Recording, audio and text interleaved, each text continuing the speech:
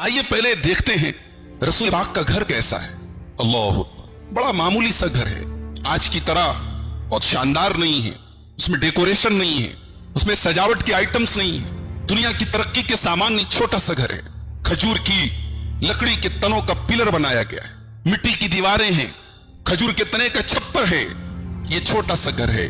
मेरे नबी का घर मामूली सा घर है, लेकिन इस घर के अंदर ईमान है, इस घर के अंदर दीन है। इस घर में रात की तारीकी में नबी के आंसू हैं, इस घर में रात के सन्नाटे में नबी की सजदे हैं। इस घर में जिब्रील आते हैं, इस घर में कुरान नाजिल होता है, इस घर में हदीस पढ़ी जाती है, हदीस सुनाई जाती है। तो ये घर छोटा है, लेकिन ईमान से आबाद है, अमल से आबाद है। रसूल का हुलिया कैसा था? मेरे रसूल सल्लल्लाहु अलैहि वसल्लम दिखने में कैसे थे? आइए पूछते हैं हजरत बरा इब्न आजिब से। बरा इब्न आजिब बड़े मशहूर सहाबी, उनसे सवाल करते हैं कि हमारे नबी का हुलिया कैसा था। बुखारी की रिवायत है। बरा इब्न आजिब कहते हैं, कान रसूलुल्लाह सल्लल्लाहु अलैहि वसल्लम अहसनुन नासी वजहा। अल्लाह के नबी सल्लल्लाहु अलैहि वसल्लम तमाम लोगों में सबसे ज्यादा खूबसूरत थे, सबसे ज्यादा हसीन व जमील थे। वह अहसनुहुम खुलुका, आपका चेहरा भी खूबसूरत था, आपका अखलाक भी खूबसूरत था, आप बड़े बेहतरीन अखलाक वाले थे। लईसा बित्तवील बाइन, बहुत लंबे भी नहीं थे, वला बिल कसीर, और आपकी लंबाई कम भी नहीं थी, बहुत ज्यादा हाइट भी नहीं थी, और बहुत पस्ता कद भी नहीं थे, मीडियम हाइट थी आपकी, मीडियम साइज थी आपकी। बुखारी ही की एक दूसरी रिवायत में हजरत बरा इब्न आजिब कहते हैं, कान रसूलुल्लाह सल्लल्लाहु अलैहि वसल्लम मरबूअन, अल्लाह के नबी सल्लल्लाहु अलैहि वसल्लम दरमियानी कद के थे। बईदमा बैना मनकबई, और अल्लाह के नबी का सीना खुला हुआ था, सीना फैला हुआ था। लहू शारुन यबलुगु शाहमत उज़नई, और आपके बाल लंबे लंबे थे जो आपके कानों की लौ तक पहुंच जाया करते थे, इतने लंबे बाल अल्लाह के प्यारे नबी के थे। रअयतुहु फी हुल्लतिन हमरा, हजरत बरा इब्न आजिब कहते हैं कि एक मर्तबा मैंने अपने नबी को लाल कलर का कपड़ा पहनते हुए लाल कलर की चादर में देखा। रअयतु फी हुल्लतिन हमरा, मैंने सुर्ख रंग की चादर में देखा। मा रअयतु शय्यन क़द अहसन मिन्हु, इतनी खूबसूरती मैंने दुनिया में कहीं नहीं देखी जो मैंने अपने नबी के लिबास में देखी। अनस इब्न मालिक कहते हैं, मा मसस्तु बियदैया दीबाजन वला हरीरन वला शय्यन अलियन मिन कफ़्फ़ि रसूलिल्लाह सल्लल्लाहु अलैहि वसल्लम, मैंने अपने नबी की हथेली से ज्यादा मुलायम कोई रेशम नहीं देखा। दुनिया का कोई रेशम उतना सॉफ्ट नहीं होता है, उतना मुलायम नहीं होता है जितना मेरे नबी की हाथों की हथेली थी।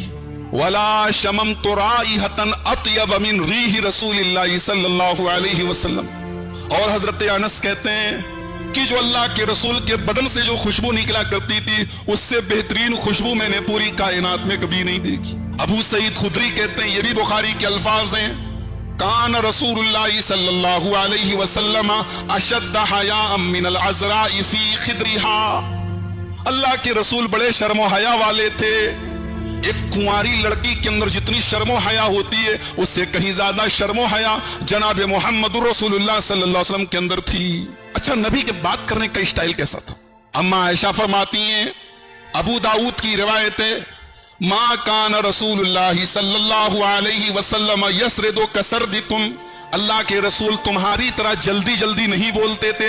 वलाकिन कान यतकल्लमु बिकलामिन फस्लिन बय्यिन, अल्लाह के नबी का एक एक लफ्ज बिल्कुल वाज़े, बिल्कुल क्लियर होता था। सामने वाला बड़े आराम से अल्लाह के नबी की बातों को समझ लेता था, सुन लेता था। हजरत नोमान इब्न बशीर कहते हैं, कान रसूलुल्लाह सल्लल्लाहु अलैहि वसल्लम युईदुल कलिमत लितुक़ल अन्हु, अल्लाह के नबी जब कोई बात कहते थे तो दोहरा देते थे, रिपीट कर देते थे, ताकि सामने वाला आपकी बात को समझ ले।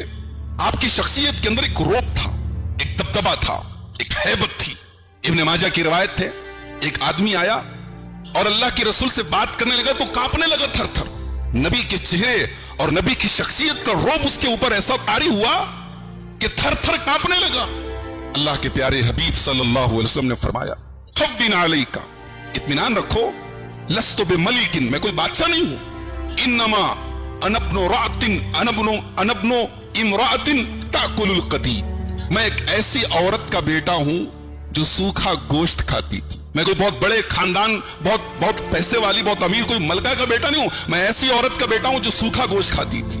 डरो नहीं, मैं बादशाह नहीं हूं। یعنی اللہ کے نبی صلی اللہ علیہ وسلم اپنی گفتگو میں لحاظ رکھتے تھے، کون کیسا ہے اس کے لحاظ سے بات کرتے تھے۔ اب آئیے اپنے رسول کے گھر میں چلتے ہیں، یہ نبی کا گھر ہے، نبی کے گھر میں کوئی تصویر نہیں ملے گی آپ، اس لیے کہ نبی کا فرمان ہے لا تدخل الملائکۃ بیتا فیہ کلب ولا صورہ، جس گھر میں کتے ہوں اور جس گھر میں تصویریں ہوں اس گھر میں اللہ کے فرشتے نہیں آتے۔ نبی کا گھر آپ کو تصویروں سے پاک ملے گا۔ اما عائشہ فرماتی ہیں ایک مرتبہ میں نے اپنے گھر کی دہلیز پر ایک پردہ لٹکایا، پردے میں تصویریں بنی ہوئی تھی، ڈیزائن بنے ہوئے تھے۔ اللہ کے پیارے نبی صلی اللہ علیہ وسلم آئے اور یہ پردہ دیکھتے ہی آپ کا چہرہ غصے سے لال ہو گیا۔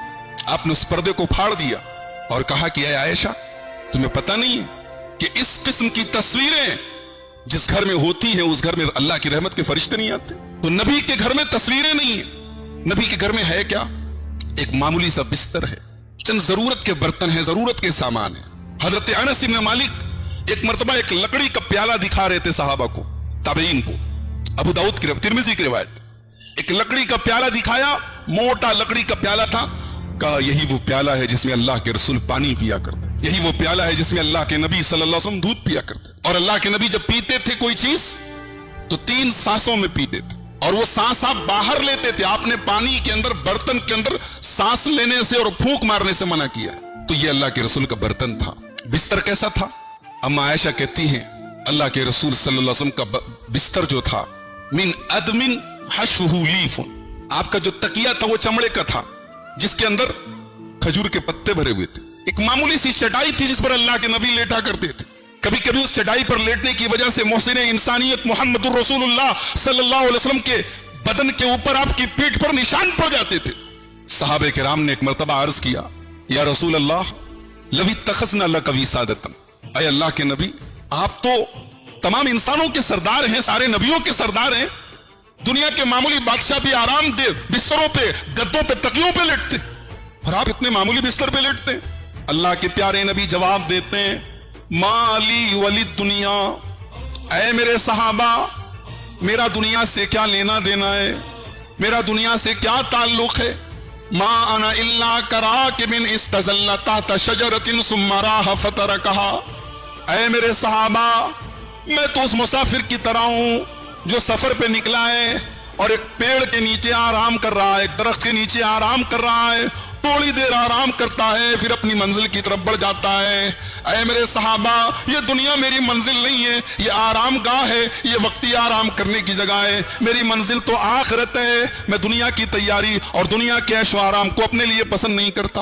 اللہ کے نبی اپنے رشتہ داروں کے ساتھ کیسا سلوک کرتے؟ یاد ہے جب اللہ کے رسول کے اوپر قرآن کی پہلی وحی اتری غار حرا میں، اقرا بسم ربک الذی خلق، جو قرآن کی 5 آیتیں اتری اللہ کے رسول کے اوپر، آپ گھبرائے ہوئے گھر آئے اور آپ نے حضرت خدیجہ سے کہا اے خدیجہ مجھے کمبل اڑاؤ، مجھے ڈر ہے کہیں میری موت نہ ہو جائے، کہیں میں ہلاک نہ ہو جاؤں۔ تو اس موقع پر حضرت خدیجہ نے کیا کہا تھا؟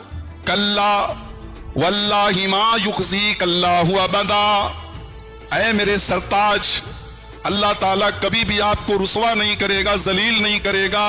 انک لتصل الرحم، آپ تو رشتہ داروں کے ساتھ بھلائی کرتے ہیں، وتکسب المعدوم، آپ تو بیکار لوگوں کو، بے سہارا لوگوں کو سہارا دے دیتے ہیں، وتقری الضیف، آپ تو مہمانوں کی مہمان نوازی کرتے ہیں، آپ تو ضرورت مندوں کے کام آتے ہیں، اللہ تعالیٰ کبھی بھی آپ کو رسوا نہ کرے گا۔ تو میرے نبی کی خاصیت یہ تھی کہ آپ اپنے رشتہ داروں کا بڑا خیال